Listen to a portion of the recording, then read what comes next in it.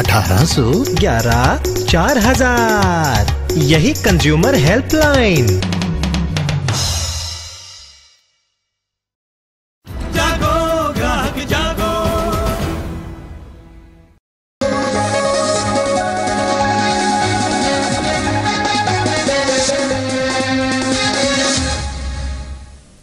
जी business में आपका एक बार फिर स्वागत है। आप देख रहे हैं आज की बड़ी खबर।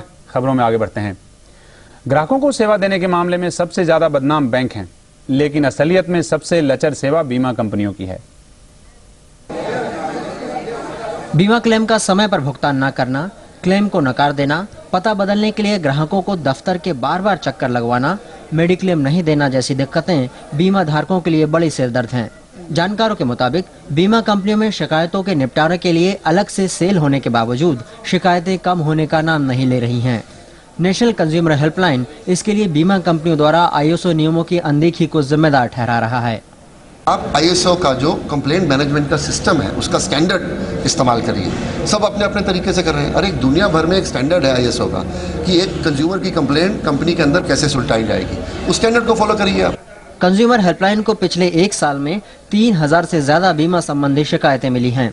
इनमें एलआईसी की 306, नेशनल इंश्योरेंस की 200, न्यू इंडिया की 160, ओरिएंटल इंश्योरेंस की 98 शिकायतें दर्ज की गईं। इनमें सबसे ज्यादा शिकायतें मेडिक्लेम की है। कंपनियां इन शिकायतों के लिए ग्राहकों की गलती मानती हैं। Consumer is not aware. अगर consumer at the time of the taking the policy understands what are the coverages under the policies and what are the exclusion under the policies, I think so ये problem arise ही नहीं होगा।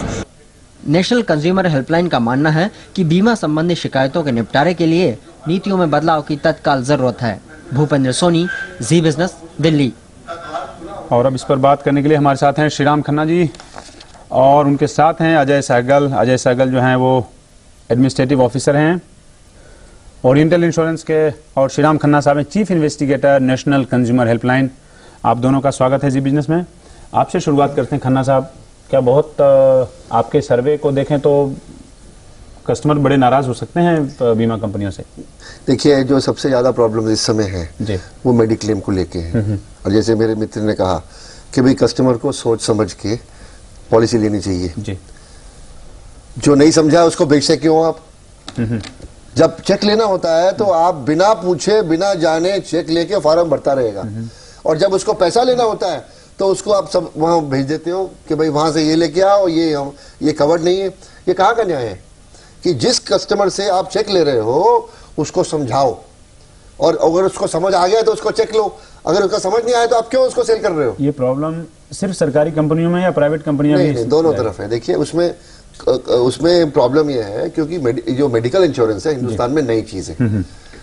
पहले life insurance, गाड़ी का insurance, आग का insurance, ये सब रहता था, पर हेल्थ का जो इंश्योरेंस है वो भी नया है। तो लोगों की उम्मीदें इससे कुछ और हैं। अब एक्चुअल में कंपनीज क्या उनको दे पाती हैं, क्या नहीं दे पाती हैं, ये उनको सच्चाई से बताना चाहिए।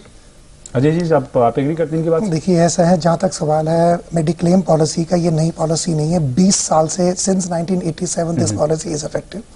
पॉलिसी मार्केट में चल रही है, लेकिन आज के टाइम के अंदर there has been awareness in the mind of the public, so they have gone more into that mediclaim policy.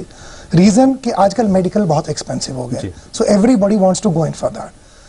What I personally feel कि प्रॉब्लम क्या है कि अगर ये बेसिक चीज कस्टमर को समझा दी जाती है कि what are the coverage and exclusion, ये प्रॉब्लम कभी भी अराइज नहीं होगी। होता क्या है कि कस्टमर को भी जो है जल्दी होती है, कई बार वो सिंपल आया जी मेरी पॉलिसी करनी है।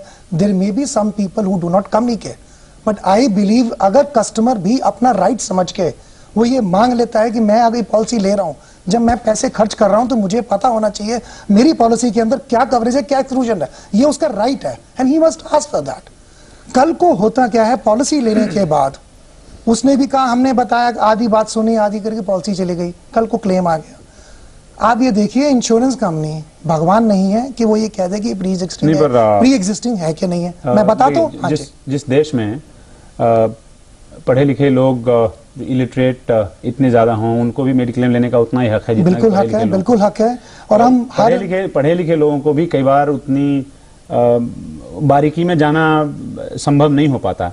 ऐसे में क्या फर्ज नहीं बनता जनरल इंश्योरेंस कंपनियों का उनको बारीकी से आप समझाओ और समय पे उनका क्लेम आप सेटल करें। मैं जब कभी भी किसी से बात करता हूं, जहां तक सवाल है मेडिकल पॉलिसी का, मैं हमेशा यही कहता हूं, कई बार कस्टमर आता है कि मुझे पॉलिसी की कंडीशन। नहीं, सवाल आपका नहीं, सवाल कंपनी का है। कंपनी सवाल पॉलिसी कंडीशंस की बात कर रहा हूं मैं। जब कभी भी आता है तो वो कस्टमर कहता है कि मुझे पॉलिसी कंडीशन दे दीजिए।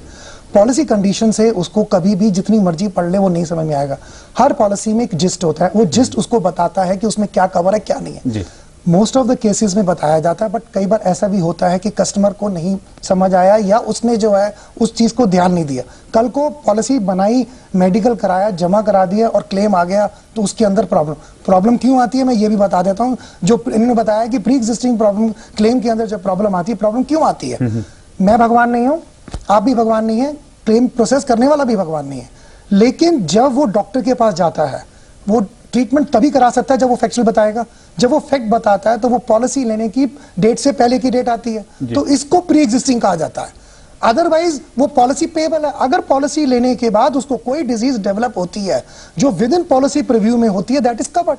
उसके अलावा अगर वो पहले हो जाती है और वो डिक्लेयर करता है, डॉक्टर कह रहा है, उसकी रिटर्न उसकी रिपोर्ट आती है, this person is having this problem from last 6 years, policy ली 2 साल से, प्रॉब्लम चल रही है 6 साल से, so this problem is going to be there. देखिए ऐसा है, ये जो कह रहे हैं इंडिविजुअल केस में तो ये बात सही है, परंतु जब सैकड़ों ऐसे केसेस और देश भर में और कई कंपनियों के साथ, इसका मतलब क्या है?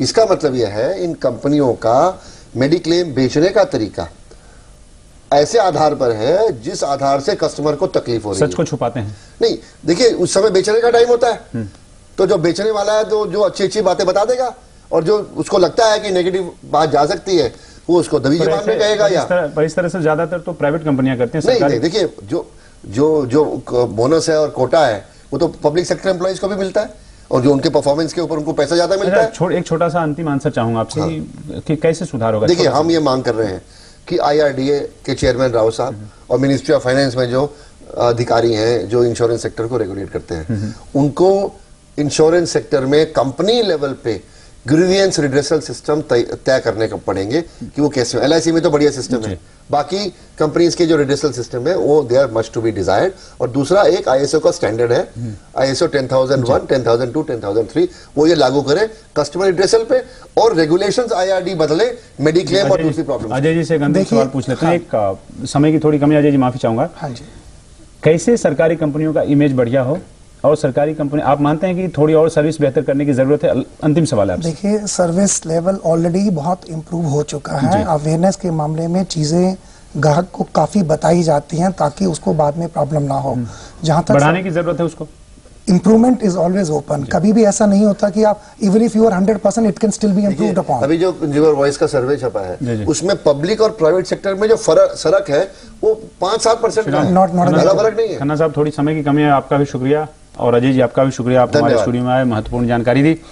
और जनता यही उम्मीद करे आप दोनों से कि जितनी भी बीमा कंपनियां थोड़ी बेहतर करे सर्विस, अपनी प्राइवेट हो या सरकारी हो। हम इनसे उम्मीद करें जी सर, हम तो ऑलरेडी हैं। मैं सिर्फ एक ही बात कहना चाहूंगा इसके ऊपर, जहां तक मेडिकल सेक्टर की बात कह रहे हैं, छोटा सा सो बिल्कुल बहुत छोटा सा है।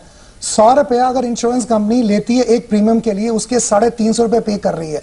कब तक कोई इंडस्ट्री रन कर सकती है? we still as a public sector company have the responsibility। हम लोग उम्मीद यही करें कि सर्विस थोड़ी बेहतर हो जनता के लिए। और इसके साथ ही अभी वक्त हो चला एक ब्रेक का। ब्रेक के बाद आज की बड़ी खबर जारी रहेगी। देखते रहिए जी बिजनेस, आपका फायदा।